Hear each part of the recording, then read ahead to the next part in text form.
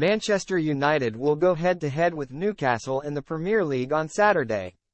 Manchester United travel to St James's Park for a huge Premier League showdown with Newcastle on Saturday evening.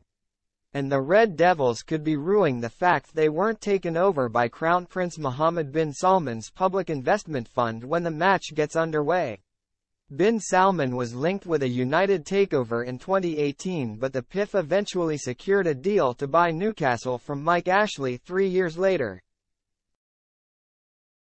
United were put up for sale by their Glazer family owners a year ago, with a whole host of parties coming forward to explore the possibility of a takeover.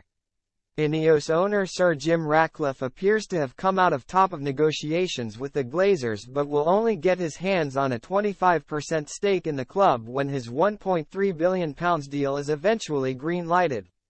Ratcliffe is set to take over football operations and is said to have big plans in place on and off the field. But his investment is a far cry from the funds United could have obtained if bin Salman was successful in a takeover bid. In October 2018, the Mirror reported that bin Salman was preparing a £4 billion bid to purchase the Red Devils and was hoping to meet owners Joel and Avram Glazer in the Middle East. A year later, The Sun claimed the Saudi prince was putting together a third takeover bid after having 2 previous offers declined.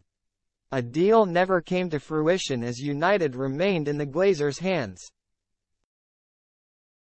And the failure could now be haunting the Red Devils. If bin Salman had taken over the 13-time Premier League champions, United would have had money to burn. Instead of raiding the bargain bucket for the likes of Odion Ighalo and Wout Weghorst in recent years, the club would more than likely have gone after genuinely world-class players.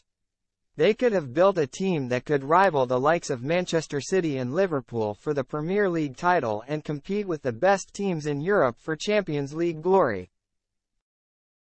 And the club may have already been deep into an Old Trafford renovation project to bring their stadium up to the standards of some of their rivals' arenas. Instead, United are facing a battle just to break into the top 4 of the Premier League this season following a disastrous start to the campaign. United's loss was Newcastle's gain, with the Magpies going from strength to strength since the PIF's takeover. Newcastle appeared to be hurtling towards the championship before PIF bought the club, but they are now competing in the Champions League and have built a formidable squad. And Saturday's showdown between the Magpies and the Red Devils could really expose the shortcomings of Erik ten Hag's side and serve as a reminder of what could have been.